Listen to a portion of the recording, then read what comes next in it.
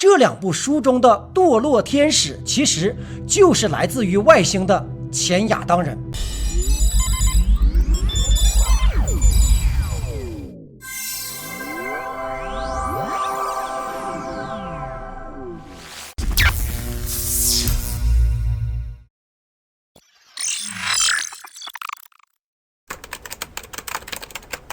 Hello， 大家好，这里是飘飘哥。今天我们来聊一聊长形头骨人，一定是如齐秦的狼一样的嗷嗷狠的。分布在世界各地的人类遗骨中，都有一种奇特的长着长形头骨的人，叫 elongated skull。如果在三星堆发现类似的头骨，我一点都不奇怪。咱们来仔细的掰扯掰扯。在亚洲，2015年，俄罗斯考古学家在本国最神秘的古代考古遗址之一阿尔凯姆发现了极其细长的萨尔马蒂亚人的女性头骨。他们经过大量的研究分析，成功的重现了这位女性非常精确的形象模型，包括皮肤和眼睛的颜色。由于怪异的头部形状，研究人员称它为萨尔马外星人。在乌拉尔山脉地区坟墓当中发现的类似的头骨的概率竟然高达80%。2008年左右，在西伯利亚一个叫鄂木斯克的小镇，也有研究人员在森林中的一座公元4世纪的墓中发现了更加奇特的长形头骨。当时挖掘他们的人非常的害怕，许多人甚至吓哭了，他们辞去了工作，永远的离开了小镇。鄂木斯克历史与文化博物馆的学者们担心人们可能会感到过分的震惊，因此决定不向公众展示这些头骨。在欧洲，位于法国西部的阿尔萨斯地区的皇室坟墓当中，考古人员发现距今约1650年的贵族女性头骨，它们明显的长着长形的头骨。其他的欧洲国家的皇室坟墓当中也发掘出了长形头骨。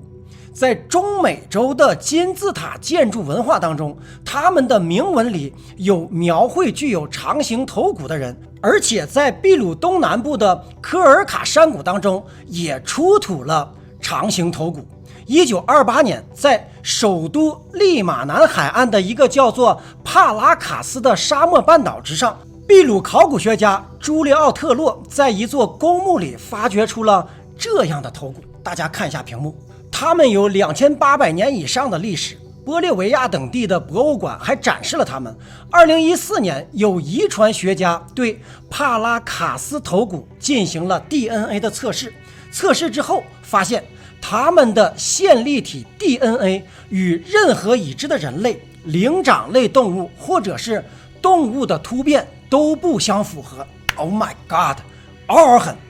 在南非的博斯科普也出现了长形头骨，被称为博斯卡普头骨。南非荷兰人的农民最早发现了这些头骨，从这些人的厚葬仪式可以看出，他们在当时的社会当中受到人们的尊敬的地位非常的高。他们的大脑大小从1650到1900cc 不等，平均约为1750cc。我们现代人的大脑平均是1350cc，这就是说他们每个人都比爱因斯坦还聪明。这一点咱们曾经讲过。我们再来看一下我们熟悉的，在埃及许多的法老的雕像都有这种头骨，比如阿肯纳顿、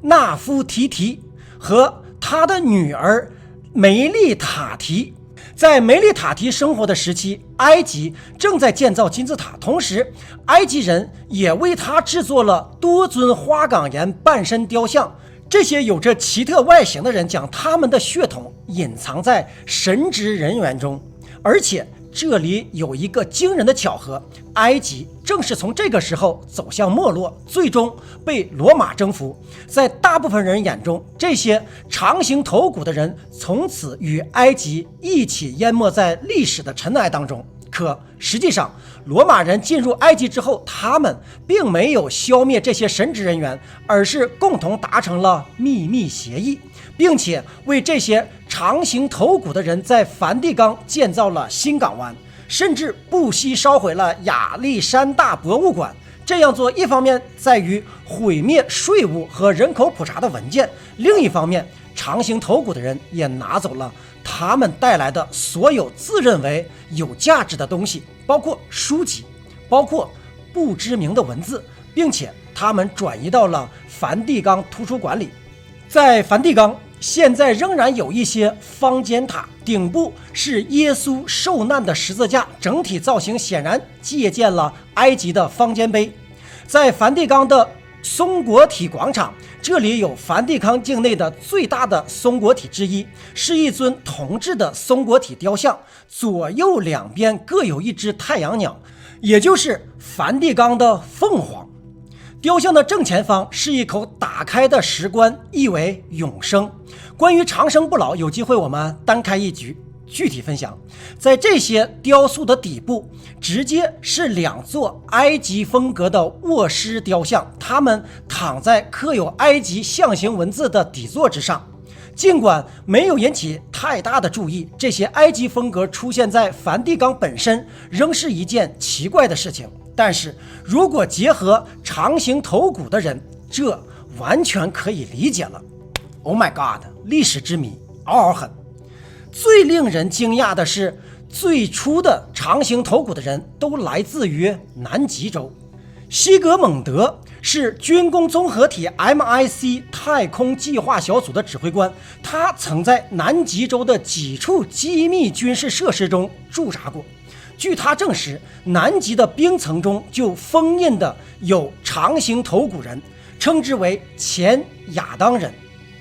他们高约12到14英尺，头骨细长，相当的瘦，容貌就是和阿肯纳顿或者纳夫提提一个样子。男子有松软的胸口，他们的孩子就像梅列塔提那样。这种身体构造显然不是为地球的重力和大气压而设计的，他们就是曾经登陆地球的外星人。50万年前，前亚当人曾经居住在火星和马尔代克小行星地带上。在发生了许多的灾难以后，其中大部分是自己的战争或者是核爆引起的。他们在月球上居住过一段时间，后来发生了其他外星人攻击他们的情况，最终被赶出了月球。从那以后，他们开始逃亡，但是由于飞船严重损坏，已经无法离开太阳系或者到达另一个星体，所以最终他们在55000年到65000年前坠落到了地球的南极洲上。以诺书和创世纪是同一时期的书，但是已经从圣经当中删除了。它描述的就是有过200个堕落天使坠落在地球，他们非常高大，有的变成了食人族，对地球充满了敌意。上帝最终判定他们应该被消灭在一场大洪水当中，有的成了人类的朋友。这2部书中的堕落天使其实就是来自于外星的前亚当人。后来生活在各大洲的前亚当人在大洪灾时得以幸存，他们跑遍了全球，一个主要派别被限制在了南美洲和中美洲，而另一个派别则在欧洲、非洲和亚洲。后来这些人开始在所在的地区的人口中进行繁殖，与当地土著人混合，以便良好的适应地球的环境，同时也在统治着人类。这就是为什么我们会发现不同类型的细长头骨在各个地区都有发现，但是2个派别从此都无法再得到南极下边的技术，也不能互相探望交流了。这2种血统之间本身也存在着竞争。目前可能有成千上万个前亚当人生活在地表，他们的面貌和声音都与我们非常的相似，只是如果在公共场合露面，需要将头骨上的上方的长骨隐藏起来。而细思极恐的是，梵蒂冈的大主教都会戴着高高的法冠。如果他们是长形头骨的人，这些法冠的形状刚好可以巧妙地隐藏长形头骨。你觉得法冠最初只是造型的巧合，还是掩盖真相的冰山一角呢？欢迎留言互动。大家有没有一种嗷嗷狠的感觉呢？但是更狠的在这里，在14世纪，意大利有一个艾斯特氏族，他们与梵蒂冈有着密切的关系，从莱昂内尔·艾斯特王子开始，以及他的妹妹，同时也是他的妻子的艾斯特王妃的画像当中，明显的可以看出他们都是长形头骨的人。而埃斯特氏族的直接血统的后裔当中，就是后来的英国国王乔治一世。在15世纪，很多早期的英国贵族，也就是埃斯特氏族的直系后裔，仍然具有长形的头骨。不仅如此，挪威、瑞典、西班牙、丹麦的王室当中，也都是埃斯特氏族的后裔。1988年，《纽约时报》的一篇文章追溯了40位美国总统，其中有13位与欧洲贵族有直接的血缘关系。2012年，在萨利纳斯有一名叫做布里吉安妮·阿维尼翁的12岁的小女孩，她在追溯自己的家谱时心血来潮，花费了很大的精力在研究美国总统的血统。他发现，除了第8任美国总统马丁·范布伦以外，美国43任总统当中有42位竟然都有一位共同的祖先：英国国王约翰一世、约翰·拉克兰·普兰塔基纳特。英国宪法的决定性的因素大宪章就由他来掌控，这几乎涵盖了当时美国历届的总统，包括乔治·布什和小布什、比尔·克林顿、吉米·卡特，甚至还有一位非裔的美国人总统奥巴马。但是川普很可能不是长形头骨的人的自己人，为什么呢？有机会我们单开一局具体分享。这一发现显然不是巧合就能够解释得通的。实际上，长形头骨的人一直在追踪自己的血统关系，以确保自己的人掌握全球的最高权力和影响力，包括目前的世界第1强国美国。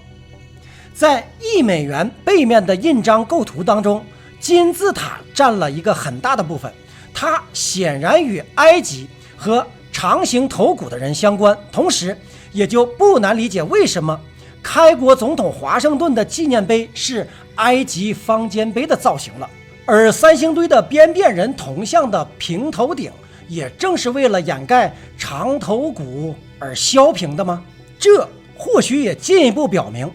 前亚当人也在华夏大地上生根过。Oh my god， 嗷狠！这一期只是掀开了历史的一个面纱，后面我们将单开一局，分享赤果果的真相。好的，今天我们就飘到这里，感谢您的收看，请不要忘了点击订阅和打开小铃铛。独在异乡为客，每逢孤独看飘哥 ，Peace and Joy。